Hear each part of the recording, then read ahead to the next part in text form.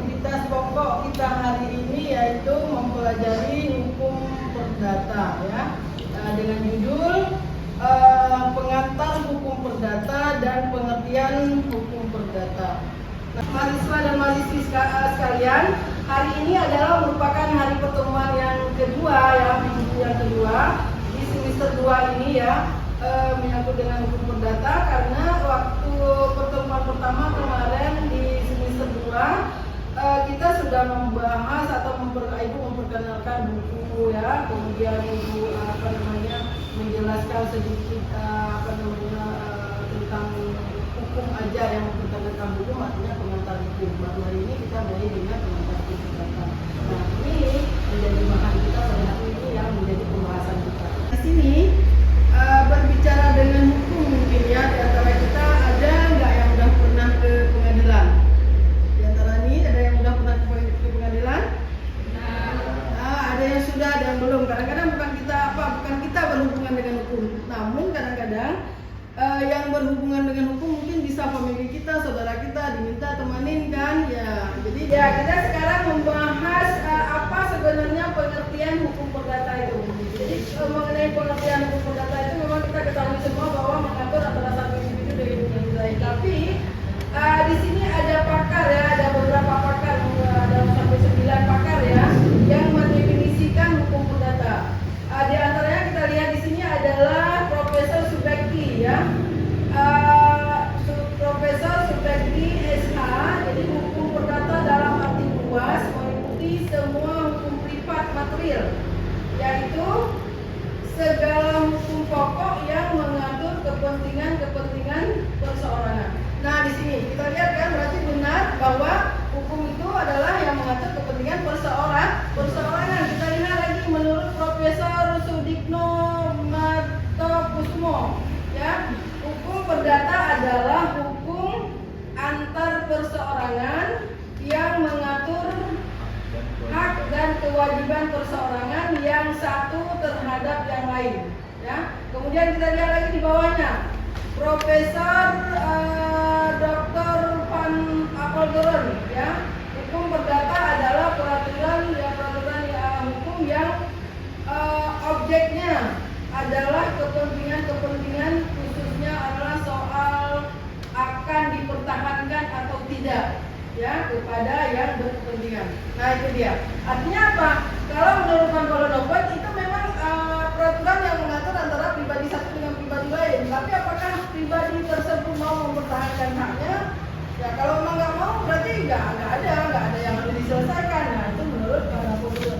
Jadi ketiga pendapat ataupun definisi yang sudah didefinisikan oleh para ahli ini itu ketiga-tiganya sama maksudnya. Maksudnya apa? Mengatur tentang kepentingan dan apa dari orang perseorangan. Nah, ini dia.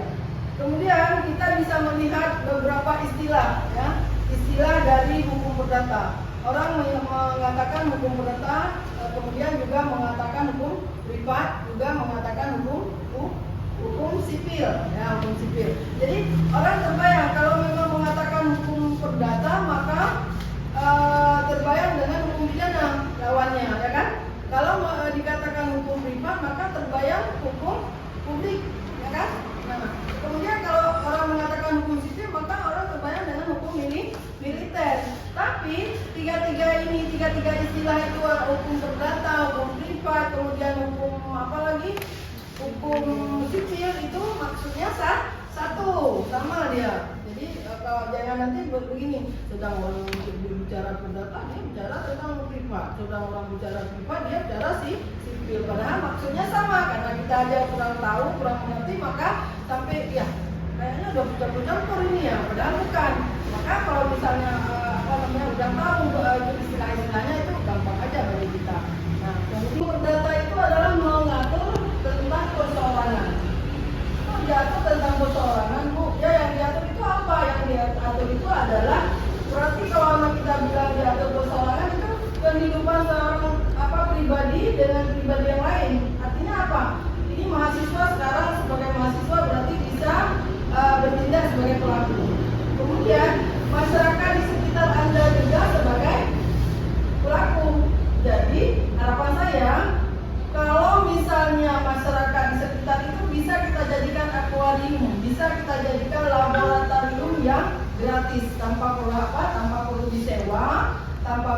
dibayar dan tanpa perlu dibeli, ya kan? Nah, jadi dengan sendirinya kita bisa lihat setiap hari, bisa kita amati setiap hari tindakan mereka. Termasuk kita sendiri yang melakukan, berarti kita juga sebagai pelaku, ya sebagai pelakunya dalam hukum perdata. Nah, jadi bukan dalam arti pelaku itu harus begini begitu, enggak. Tapi kita sendiri sebagai pelaku, ya termasuk ibu sendiri, karena ibu juga sebagai ya perseorangan ya. Kemudian ada beberapa ruang lingkup ya, ruang lingkup hukum perdata. Ruang lingkup hukum perdata itu ada macam-macam. Yang pertama, ruang lingkupnya itu mengatur tentang bisnis ya. Mengatur tentang bisnis artinya apa? Antara pembeli dengan penjual, artinya antara konsumen dengan pengusaha. Kemudian juga diatur antara satu dengan satu, juga antara buruh dan majikan. Kemudian diatur juga antara hukum hak intelektual, hak harta intelektual. Itu apa? Biasanya hak merek ya. Itu hak merek, kan ada merek-merek toko tuh. Ya. Jadi hak itu semua diatur dengan hukum perdata. Karena kenapa? Itu adalah perjanjian antara satu orang dengan satu orang. Misalnya saja ya, seorang pengusaha toko misalnya, itu pasti kadang dia membutuhkan karyawan tersebut. Waktu dia masuk pertama itu, sebelum dia kerja, dia berjanji dulu dengan majikannya. Yang dia berjanji adalah melakukan sesuatu. Ya, misalnya saja kalau yang tidak boleh melakukan sesuatu itu seperti misalnya jangan main HP selagi ada pengunjung ke toko. Jadi jangan asik main HP. Kalau misalnya yang harus dilakukan apa? Yang harus dilakukan misalnya seperti ini. Setiap pagi kamu tugasnya buka toko, kemudian bersihkan toko, kemudian kamu rapikan barang sehingga barang itu tertarik dilihat sama pelanggan. Nah, kadang-kadang kita lihat seperti ini. Barang yang ada di toko ini dengan toko yang lain itu sebenarnya sama, tapi karena letaknya beda, jadi daya tariknya kurang ya, daya tariknya kurang. Tapi karena di sana bagus ditaruh dengan rapi, kemudian mungkin ya cara menyusunnya mungkin yang baju apa ya, baju agak bunga-bunga sesama bunga-bunga, yang kotak-kotak sesama kotak-kotak, mungkin kayak gitu, yang oblong sama-sama oblong ya. Jadi dengan sendirinya itu kelihatannya rapi. Nah, kemudian si karyawan itu juga punya hak dia. Hak dia apa? Hak dia adalah menerima upah dari majikan. Nah, setelah karyawan ternyata si majikan juga tidak kalah pentingnya dalam hak dan kewajiban. Dia juga mempunyai hak ya. Haknya apa? Haknya dia menerima hasil kerja dari si karyawan. Nah, kemudian dia juga punya kewajiban. Jadi kedua belah pihak ini ada hak dan ada kewajiban. Dia punya kewajibannya apa? Kewajibannya adalah membayar upah kepada si karyawan. Nah, jadi antara kedua mereka saling punya hak dan juga saling punya kewajiban. Nah, sekarang dengan pembahasan yang udah kita bahas ke belakang, tapi sekarang kita coba nonton satu video yang ribuan kaum buruh mengadakan demonstrasi ke kantor DPRA. Aksi massa buruh dimulai dari Masjid Raya Baitur Rahman, Bundaran Simpang 5, dan berakhir di Gedung Dewan Perwakilan Rakyat Aceh. Dalam orasinya, Ketua DPW Federasi Serikat Pekerja Metal Indonesia Aceh, Habibie Insan, meminta pemerintah segera menyelesaikan permasalahan ketenagakerjaan dan mencabut Undang-Undang Cipta Kerja dan Omnibus Law yang telah lama bergulir. Massa juga menyuarakan tentang pemutusan hak kerja, tunjangan hari raya yang tidak dibayarkan, upah di bawah standar, dan status kerja yang kurang jelas, sehingga perlindungan buruh pada sektor perkebunan. Selain itu, SPA juga menolak RUU Kesehatan. Mereka mendesak pemerintah melakukan reformasi agraria dan kedaulatan pangan. Serikat Pekerja Aceh juga mendesak agar kanun atau peraturan daerah ketenagakerjaan nomor 7 tahun 2014 yang direvisi segera disahkan sebagai bentuk perlindungan terhadap buruh di Aceh.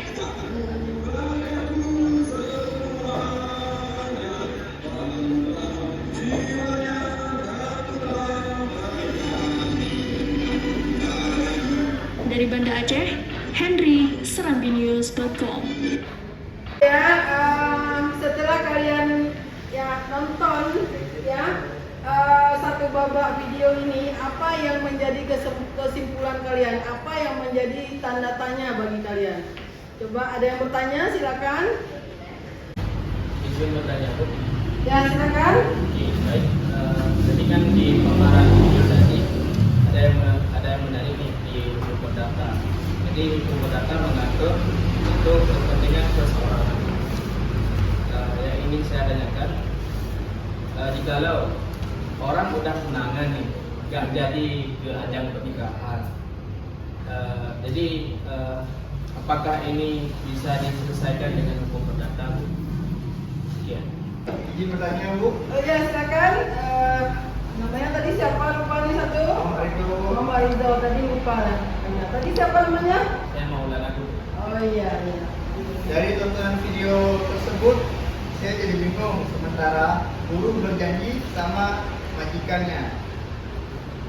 Apa arti demonstrasinya kepada DPRA? Kenapa bukan ke majikannya yang didemo? Ya, bagus ya. Pertanyaannya Ibu apresiasikan ya. Dua-dua bagus sekali dan itu adalah merupakan pertanyaan yang sangat cerdas. Ada lagi? Ya, silakan. Bagaimana kalau soal gadai dan sewa? Nah, ya betul juga pertanyaannya bagus. Karena gadai dan sewa itu juga menyangkut antara satu orang pribadi dengan satu orang pribadi yang lain. Bagus, saya jawab ya pertanyaan pertama dulu ya. Menyangkut dengan pertanyaan tadi yaitu pertanyaan tentang buruh ya, tentang film tadi ya, tentang video. Sementara kita tadi sudah jelaskan perjanjian antara satu pihak dengan pihak yang lain itu harus diselesaikan dengan hukum perdata. Tapi kok ini contoh kasusnya jatuhnya ke video aksi demonstrasi ya kaum buruh ke kantor DPRA. Nah di sini ini menyangkut dengan bunyi pasal 27 ayat 2 Undang-Undang Dasar 1945. Bunyinya adalah setiap warga negara mendapat perlindungan yang layak bagi kemanusiaannya. Kemudian artinya apa? Undang-Undang Dasar 1945 ini mencerminkan komitmennya untuk melindungi kesejahteraan rakyat. Dan ini adalah merupakan rakyat negara Republik Indonesia. Jadi mereka ini membayangkan ini kemana yang saya adu ini. Masalah kita ini, peristiwa kita ini kemana kita adu. Sementara kalau kita adukan ke majikan, menyangkut kepentingan orang banyak karena ramai itu tadi kan. Nah jadi dengan sendirinya mereka bertemu sehingga berangkatlah untuk mendemonstrasi kantor DPRA. Kita ketahui semuanya kan karena DPRA itu adalah wakil dari rakyat ya, sementara sudah kita pilih ya kan waktu pemilihan umum ya, waktu kita pemilihan umum kita pilih orang yang bisa kita percayakan, yang bisa menyampaikan aspirasi rakyat ke pemerintah. Berarti itulah wakil kita. Jadi jangan maksudnya kalau mau ada anggota dewan jangan suka sombong dia, karena dia adalah wakil kita, bukan dia bosnya, tetapi kita bosnya. Kita punya wakil kan. Nah wakil kita yang sudah kita pilih itulah wakil kita. Maka dia harus tunduk ke kita sebenarnya. Kalau salah sama kita bisa turunkan mereka, ya kan? Nah itu dia. Jadi menyangkut dengan undang-undang dasar tadi, maka pemerintah ikut campur tangan untuk menyelesaikan ya peristiwa ini. Pemerintah membuat peraturan baru yang sementara tidak ke pidana dan tidak ke perdata karena peristiwa itu tidak bisa diselesaikan dengan pidana. Kemudian juga tidak layak diselesaikan dengan perdata. Maka pemerintah mengeluarkan undang-undang banci namanya, undang-undang yang berada di tengah-tengah. Undang banci kalau bahasa kita apa? Bukan cewek, bukan cowok. Jadi dia banci. Nah ini juga peraturannya banci. Jadi peraturan khusus spesifik dia untuk mengatur tentang ketenaga kerjaan. Nah disinilah maka pemerintah mengambil alih untuk menyelesaikan masalah ini dengan mengeluarkan undang-undang baru. Mengerti? Iya, Bu. Iya. Terima kasih atas jawabannya, Bu. Ya, alhamdulillah dong ya. Kemudian kita menjawab dua lagi pertanyaannya. Kita jawab yang nomor pertanyaannya bagaimana menyangkut dengan pertunangan yang sementara tunangan itu tidak jadi, yang tidak sampai ke ajang pernikahan, apalagi ke ajang resepsi perkawinan ya. Jadi baru sampai ke tunangan aja udah enggak jadi. Nah di sini juga harus diselesaikan dengan hukum perdata.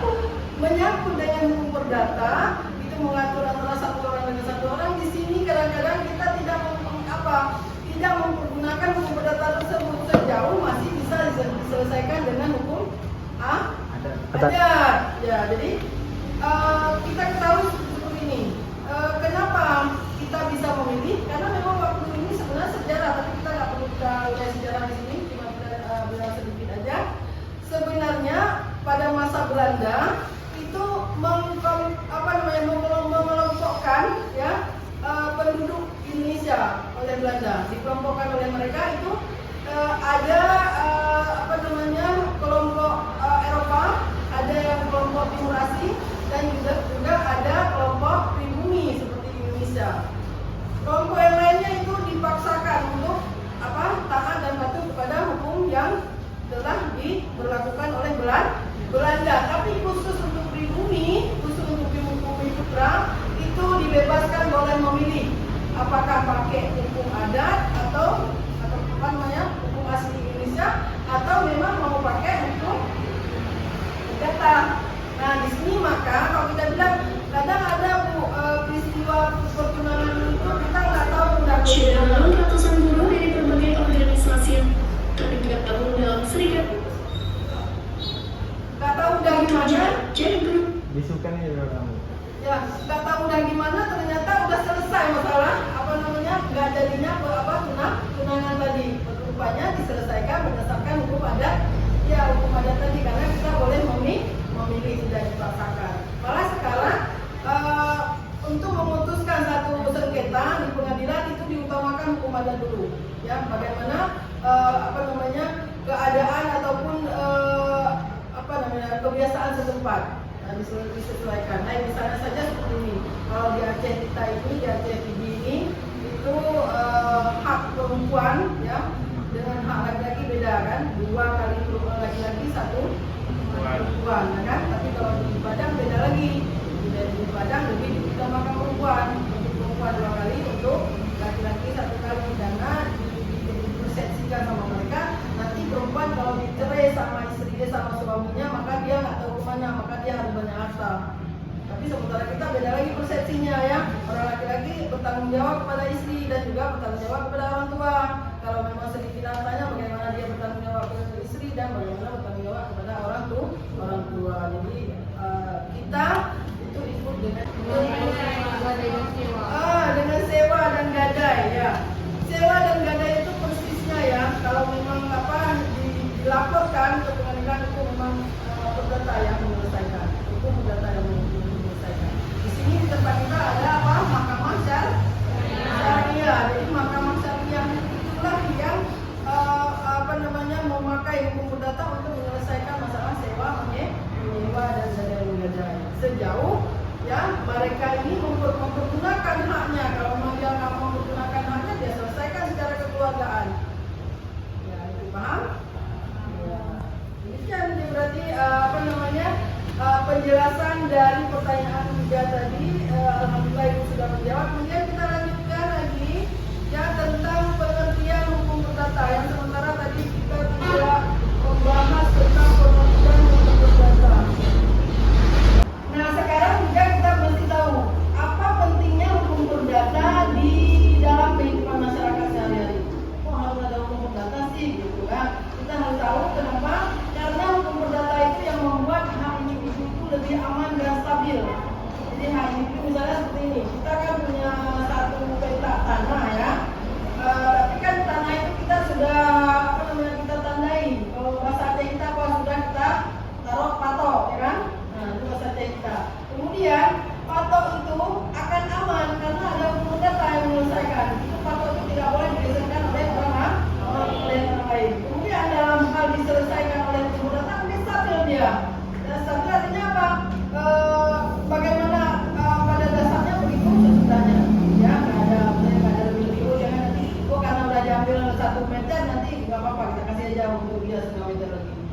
itu, tapi diselesaikan sampai betul kembali seperti semula. Kemudian yang kedua, menyelesaikan sengketa antar individu ya dari berbagai konflik dalam dalam keluarga maupun di dalam masyarakat itu secara adil. Nah, karena ada hukum yang mengatur, hukum perdata yang mengatur, maka dengan sendirinya konflik apapun antara pribadi atau dalam keluarga sekalipun itu pasti akan diselesaikan secara adil. Misalnya kita ribut dengan dengan kakak atau abang, kan dalam keluarga itu namanya kan, ribut dengan kakak atau abang itu masalah misalnya boleh kita bilang misalnya rebutan kemudian itu janji-janji itu semuanya dilindungi ya, bisa kita lakukan nanti. Oh ini janji-janji saya kemarin ini janji saya nggak tepati. Nah jadi kalau memang udah nggak ditepati berarti dalam satu pihak boleh mengikat dan janji, dan satu pihak lain itu boleh mengikat janji karena dia yang lain. Nah itu kalau diselesaikan nanti berarti harus balik dari nol apa? Kamu selesaikan dulu, baru nanti kamu dapat haknya. Jadi kewajiban kamu menyelesaikan pekerjaan dan kewajiban dia membayar kalian janji gitu ya. Kemudian bisa juga melindungi keluarga yaitu dalam hal perceraian ya, kemudian dalam hal perkawinan, kemudian dalam hal hak asuh anak. Kan ada orang kalau udah cerai kan, kamu baru kamu itu ada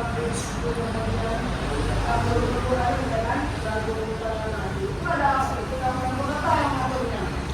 Maka anak ini harus ikut ibu atau memang harus ikut ayah. Kalau memang harus ikut ibu berarti anak yang belum dewasa dan belum bisa memilih dia nggak tahu memang saya pilih ibu karena ibu baik sekali sama saya. Saya pilih ibu bapak karena bapak saya baik dengan saya.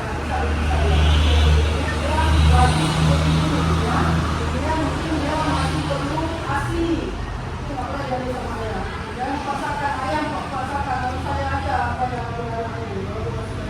Kalau mana dikasih alat, dikasih uang susu, boleh sih kasih susu tapi nggak apa-apa, nggak boleh seperti itu karena agama juga mau apa? Melakukan hal demikian. Terkait dengan prinsip kesetaraan hukum perdata, ya. Konsepnya apa? Kesetaraan di mata hukum, artinya tidak memandang ras, tidak memandang suku, tidak memandang tingkat ekonomi. Ada kan di kalangan masyarakat kita ada kan, kalau misalnya ada rapat dibuat misalnya rapat maulid misalnya, atau begitu dibuat rapat kalau memang ada orang menunjuk tangan secara ekonominya rendah ada yang open, kan? Nggak ada yang open, tunjukkan dua kali nggak ada yang open, karena kenapa? Tingkat ekonominya rendah. Istilah kita kalau bahasa